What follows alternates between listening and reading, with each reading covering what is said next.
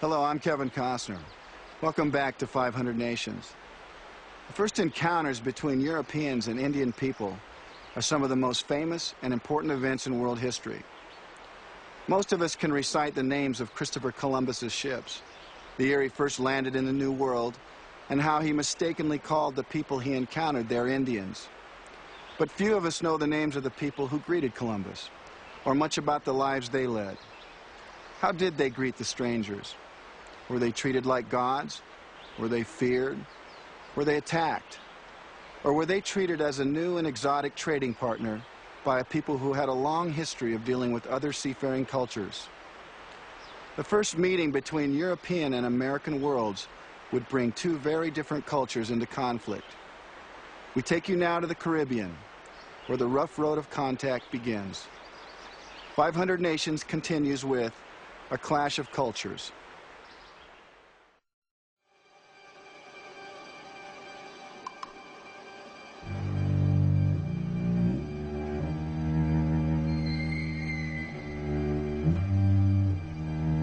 How much damage, how many calamities, disruptions and devastations of kingdoms have there been? How many souls have perished in the Indies over the years, and how unjustly? How many unforgivable sins have been committed? Bartolomé de las Casas.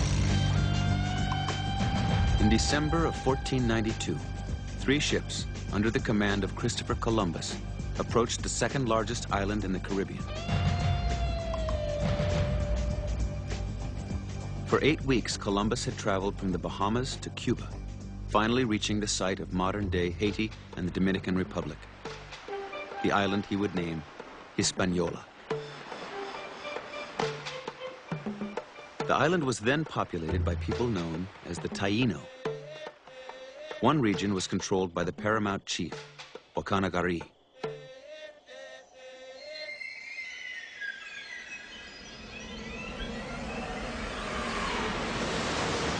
On Christmas Eve, while coasting along the shore, Columbus's flagship, the Santa Maria, ran aground.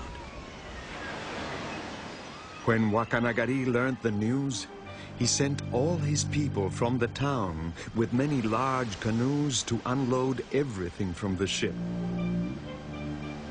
So great was the care and diligence which that king exercised, and he himself was as diligent unloading the ship as in guarding what was taken to land, in order that everything would be well cared for. Grateful for the island leader's help, Columbus accepted his invitation to come ashore. The admiral left to dine on shore and arrived at the time when 5 kings had come, all subject to the one who is called Wakanagari. Wakanagari came to receive the admiral as soon as he had reached land and took him by the arm.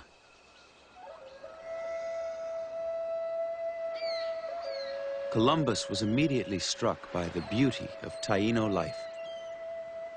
The king observes a very wonderful estate in such a dignified manner that it is a pleasure to see. Neither better people nor land can there be. The houses and the villages are so pretty. They love their neighbors as themselves. And they have the sweetest speech in the world. And they're gentle, and they're always laughing. Christopher Columbus. As a token of gratitude for the rescue of his men and supplies, Columbus presented Wakanagari with a red cape, a prestigious item among the Taino elite. In return, Wakanagari gave Columbus a golden tiara he wore on his head. To Wakanagari, it was a fair exchange, a gesture of mutual respect and recognition, the opening of trade between equals. To Columbus, it was a crown, a symbol of authority. Wakanagari was surrendering his lands and people to Spain. But Columbus was not simply looking to rule people. He saw something much more valuable to his future. He saw gold. the prize he could take back to his sponsors in Europe. There was wealth to be had, and to the Europeans of the time, wealth belonged to those strong enough to take it.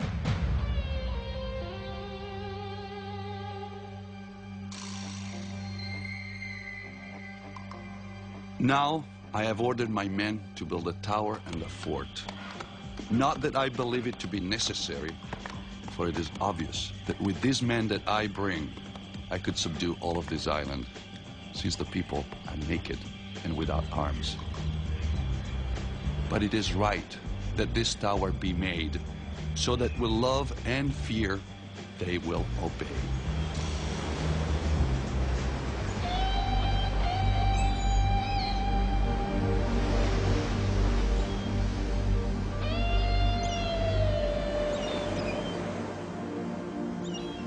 Leaving behind a contingent of men in a fort built from the timbers of the Santa Maria, Columbus set sail for Europe.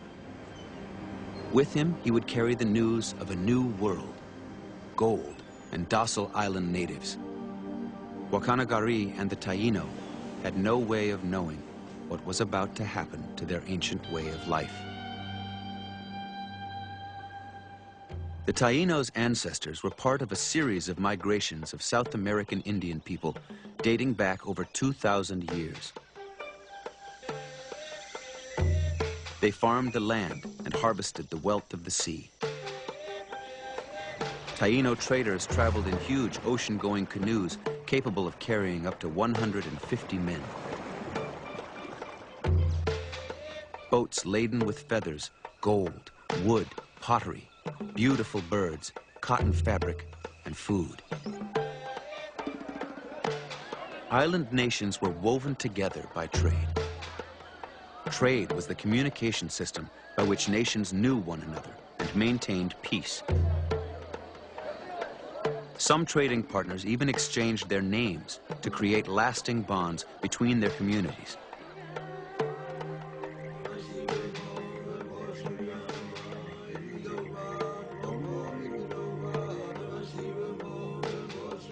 By the time of contact, there were well over 1 million people living in the Caribbean.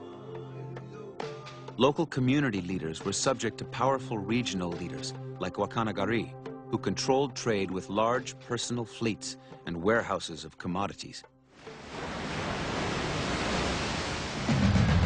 Into this world, Columbus returned in November 1493 with a military flotilla of 17 ships. Under his command were armor-clad soldiers, mounted cavalry, attack dogs, and guns.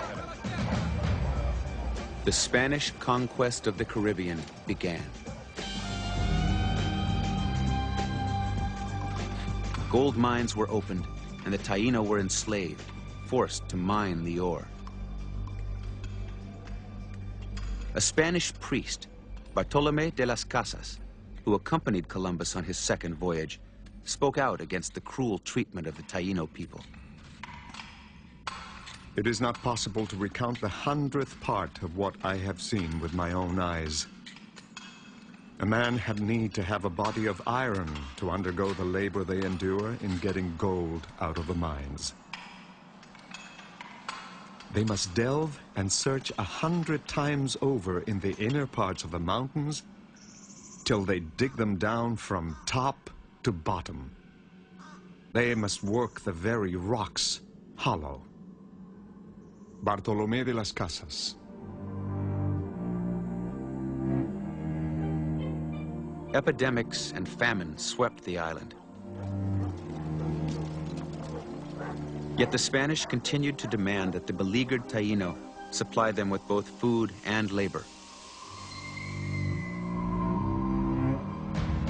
Garrisons were strung across the island to fortify the gold fields. When resistance sprang up, Columbus sent out military units to terrorize towns into submission.